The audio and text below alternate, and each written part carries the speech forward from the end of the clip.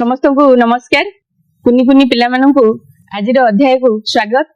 पिला माने तुमे तुम गणित बहिर भग्न संख्या विषय अनेक कथा शिखिछ। आज आमे तुम गणित बहिर भग्न संख्या पाठर समूहर विशिष्ट भग्न संख्या मध्य तुलना प्रसंग रे आलोचना करबा। विषय गणित श्रेणी पंचम पाठ 2 भग्न संख्या प्रसंग समूहर विशिष्ट भग्न संख्या मध्य तुलना। देख पिला माने एठी दुई जण पिला अछंती जे कि राहुल और रमेश। से दुई जण दुई भाई थिले। दिने बापा बाजार रो गोटे चॉकलेट आनिले। से चॉकलेट रो राहुल को 1 विभक्त 4 भाग देले। चॉकलेट टी 4 भाग थिला। बापा राहुल को केते देले 1 भाग जोटा कि 1 विभक्त 4 एवं रमेश को देले 2 विभक्त 4 भाग। चॉकलेट तो 4 खंड थिला ताहले रमेश को देले 2 विभक्त 4 2 विभक्त 4 माने 4 भागरु 2 भाग। बापा पचारिले तुम भितर किए अधिक भाग चॉकलेट खाइला कहिला। चॉकलेट रो 1 विभक्त 4 भाग ठारू 2 विभक्त 4 भाग अधिक अटे। तेनु रमेश अधिक चॉकलेट खाइला अर्थात 2 विभक्त 4 1 विभक्त 4 ठारू बड़ अटे। एथिरु आमे कौन शिखिले कहिला पिला माने जदि दुईटी भग्न संख्यार हर समान थाए तेबे लब देखि तुलना करा जाए। दुईटी संख्या मध्यरे हर समान थिले एवं जेउ संख्यार लब बड़ होइथिबो सेही संख्याटी बड़ भग्न संख्या होइथाए। पिला माने एठारे गोटे प्रश्न अछि। प्रश्नटी होछि तळे दिया जाइथिबा भग्न संख्या गुडी को सान एवं बड़ चिन्ह देई तुलना कर। प्रथम रे केउ संख्या अछि देखिबा। प्रथमे अछि 1 विभक्त 4 और 3 विभक्त 4। अच्छा पिला माने कहिला 1 विभक्त 4 और 3 विभक्त 4 मध्य रे बड़ संख्याटी किए 3 विभक्त 4 कारण आर हर समान अछि एवं 3 विभक्त 4 रो लब बड़ अछि सेथि लागि 3 विभक्त 4 बड़ और 1 विभक्त 4 होउची सान।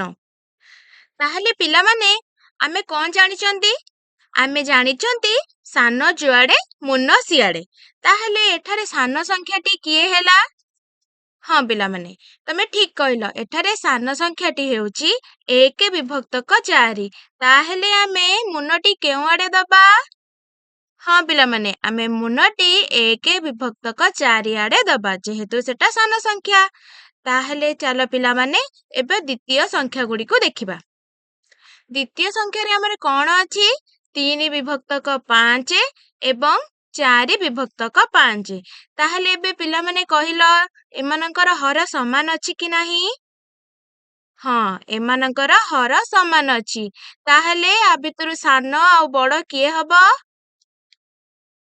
ठीक कहिलो पिला माने जेहेतु 4 विभक्त 5 रो लब बड़ अछि ताहले 4 विभक्त 5 टी बड़ हबो आउ 3 विभक्त 5 टी सान हबो।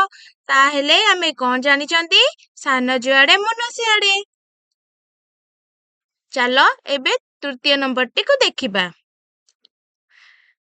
5 विभक्त 7 और 2 विभक्त 7। एठारे बड़ किए सान किए कहिलो पिला माने। ठीक कहिलो पिला माने एठारे बड़ होउची 5 विभक्त 7 एवं सान होउची 2 विभक्त 7 कारण एमानकर हर समान अछि आउ 5 विभक्त 7 रो लबटी बड़ अछि सेथि लागि 5 विभक्त 7 बड़ 2 विभक्त 7 सान। ताहले आमे मुन्न कुआडे दबा। ठीक कहिलो जेहेतु सान संख्याटी 2 विभक्त 7 आमे मुन्नटी 2 विभक्त 7 आडे दबा। यहाँ पर संख्या दुईटी अछि 6 विभक्त 8 और 2 विभक्त 8। एठारे बड़ संख्याटी किए। हाँ पिला माने बड़ संख्याटी हेउची 6 विभक्त 8 कारण हर समान अछि दीटा संख्यार एवं 6 विभक्त 8 रो लब बड़ अछि। ताहले आमे मुन्नटी केउ संख्या आडे दबा। ठीक कहिलो पिला माने आमे मुन्नटी 2 विभक्त 8 आडे दबा। पंचम प्रश्नटी देखिबा। पंचम संख्या रे कोन सब अछि 4 विभक्त 9 ଓ 1 ବିଭକ୍ତକ 9। ତାହେଲେ ସାନ ସଂଖ୍ୟାଟି କିଏ? ଠିକ୍ କହିଲ, ସାନ ସଂଖ୍ୟାଟି ହେଉଛି 1 ବିଭକ୍ତକ 9। କାରଣ 1 ବିଭକ୍ତକ 9ର ଲବ ହେଉଛି ସାନ ଏବଂ ହର ସମାନ ଅଛି, ଲବ ସାନ ଅଛି। ସେଥିଲାଗି 1 ବିଭକ୍ତକ 9 ସାନ, 4 ବିଭକ୍ତକ 9 ବଡ଼। ତାହେଲେ ଆମେ ମୁନ ଦେବା କୁଆଡ଼େ? 1 ବିଭକ୍ତକ 9 ଆଡ଼େ। ତାପରେ ସଂଖ୍ୟା ଦେଖିବା 5 ବିଭକ୍ତକ 10 ଓ 6 ବିଭକ୍ତକ 10। ଏଠାରେ ସାନ କିଏ ବଡ଼ କିଏ? ଠିକ୍ କହିଲ ପିଲାମାନେ, ସାନ ହେଉଛି 5 ବିଭକ୍ତକ 10 ଓ ବଡ଼ ହେଉଛି 6 ବିଭକ୍ତକ 10। ତାହେଲେ ମୁନ ଆମେ କେଉଁ ଆଡ଼େ ଦବା? ଠିକ୍ କହିଲ, ମୁନ ଆମେ 5 ବିଭକ୍ତକ 10 ଆଡ଼େ ଦବା। ଚାଲ ସେଇଭଳି ଆଉ ଏକ ପରିସ୍ଥିତି ଦେଖିବା। ସବିତା ଓ ଶାନ୍ତି ଗୋଟିଏ ବାଦାମ ପେଡ଼ାକୁ ସେମାନଙ୍କ ମଧ୍ୟରେ ବାଣ୍ଟିଲେ। ସବିତା 1 ବିଭକ୍ତକ 3 ଭାଗ ବାଦାମ ପେଡ଼ା ଖାଇଲା। ତାହେଲେ ବାଦାମ ପେଡ଼ା କେତେ ଭାଗ ଥିଲା? 3 ଭାଗ। 3 ଭାଗରୁ ସବିତା କେତେ ଭାଗ ଖାଇଲା? 1 ଭାଗ। ତାହେଲେ ଏହାକୁ ଭଗ୍ନ ସଂଖ୍ୟାରେ ଲେଖିଲେ କେମିତି ହବ? ହଁ ପିଲାମାନେ, ଠିକ୍ କହିଲ, 1 ବିଭକ୍ତକ 3 ହବ। ବଳକା ଥିବା ବାଦାମ ପେଡ଼ା କିଏ ଖାଇଲା? ଶାନ୍ତି ଖାଇଲା। ତାହେଲେ ବଳକା ଆମର ବାଦାମ ପେଡ଼ା କେତେ ଭାଗ ଥିଲା? ବଳକା ଥିଲା 2 ବିଭକ୍ତକ 3। ଆମର 3ଟି ଭାଗ ଥିଲା ବାଦାମ ପେଡ଼ା, ତା ଭିତରୁ ବଳକା ରହିଲା 2 ଭାଗ। ତାହେଲେ ଏହାକୁ ଭଗ୍ନ ସଂଖ୍ୟାରେ ଲେଖିଲେ କଣ ହବ? ହଁ ପିଲାମାନେ, ଠିକ୍ କହିଲ, 2 ବିଭକ୍ତକ 3 ହବ। ତେବେ କିଏ ଅଧିକ ବାଦାମ ପେଡ଼ା ଖାଇଲା କହିଲ ପିଲାମାନେ?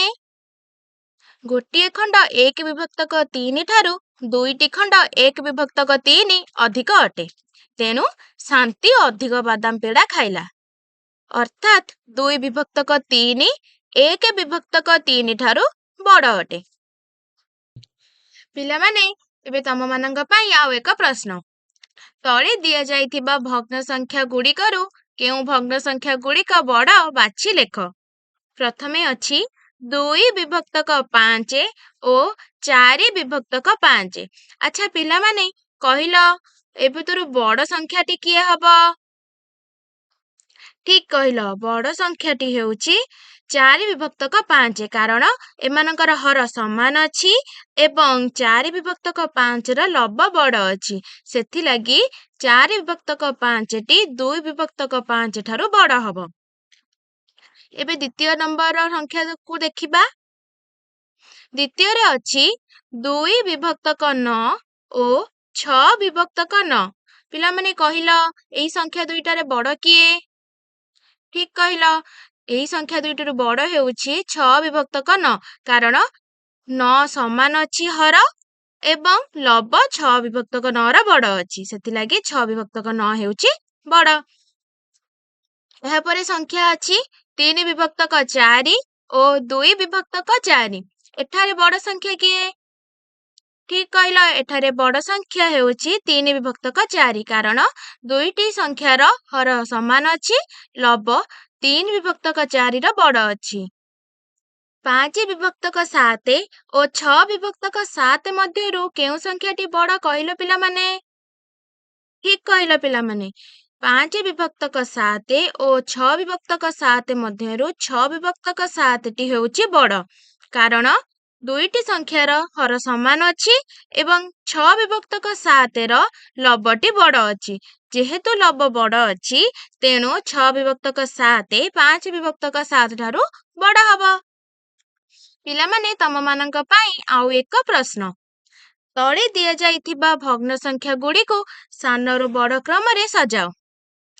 ପ୍ରଥମେ କେଉଁ ସଂଖ୍ୟା ସବୁ ଅଛି? 2 ବିଭକ୍ତକ 5, 6 ବିଭକ୍ତକ 5, 4 ବିଭକ୍ତକ 5, 3 ବିଭକ୍ତକ 5। ତାହେଲେ ପିଲାମାନେ, ଆମେ ଏବେ କଣ କରିବା? ଏହାକୁ ସାନରୁ ବଡ଼ କ୍ରମରେ ସଜାଇ ଲେଖିବା। ତାହେଲେ କହିଲ ପିଲାମାନେ, ସାନରୁ ବଡ଼ କ୍ରମରେ ସଜାଇଲେ କିପରି ହବ? ତମେ ଠିକ୍ କହିଲେ ପିଲାମାନେ, ସାନରୁ ବଡ଼ କ୍ରମରେ ସଜାଇଲେ ହବ 2 ବିଭକ୍ତକ 5, 3 ବିଭକ୍ତକ 5, 4 ବିଭକ୍ତକ 5 ଆଉ 6 ବିଭକ୍ତକ 5। ଦ୍ୱିତୀୟ ସଂଖ୍ୟା ଗୁଡ଼ିକୁ ଦେଖିବା ସବୁ। 3 ବିଭକ୍ତକ 8, 4 ବିଭକ୍ତକ 8, 6 ବିଭକ୍ତକ 8, 5 ବିଭକ୍ତକ 8। ତାହେଲେ ପିଲାମାନେ, ଏବେ କହିଲ ଏହାକୁ ସାନରୁ ବଡ଼ କ୍ରମରେ ସଜାଇଲେ କିପରି ହବ? ହଁ ପିଲାମାନେ, ତମେମାନେ ଠିକ୍ କହିଲ। ଏହାକୁ ସାନରୁ ବଡ଼ କ୍ରମରେ ସଜାଇଲେ ହବ 3 ବିଭକ୍ତକ 8, 4 ବିଭକ୍ତକ 8, 5 ବିଭକ୍ତକ 8 ଏବଂ 6 ବିଭକ୍ତକ 8। ଏହାପରେ ସଂଖ୍ୟା ସବୁ ଅଛି 2 ବିଭକ୍ତକ 9, 7 ବିଭକ୍ତକ 9, 5 ବିଭକ୍ତକ 9, 4 ବିଭକ୍ତକ 9। ତାହେଲେ କହିଲ ଏବେ ଏହାକୁ ସାନରୁ ବଡ଼ କ୍ରମରେ ସଜାଇଲେ କିପରି ହବ?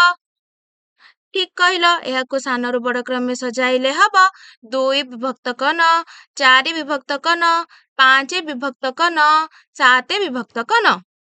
ଏହାପରେ ଅଛି ସଂଖ୍ୟା 8 ବିଭକ୍ତକ 10, 9 ବିଭକ୍ତକ 10, 5 ବିଭକ୍ତକ 10, 4 ବିଭକ୍ତକ 10।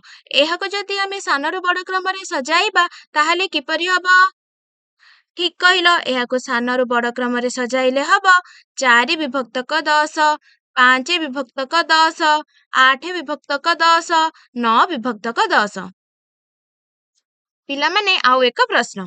ତଳେ ଦିଆଯାଇଥିବା ଭଗ୍ନ ସଂଖ୍ୟା ଗୁଡ଼ିକୁ ବଡ଼ରୁ ସାନ କ୍ରମରେ ସଜାଅ। ପ୍ରଥମେ କ'ଣ ଅଛି?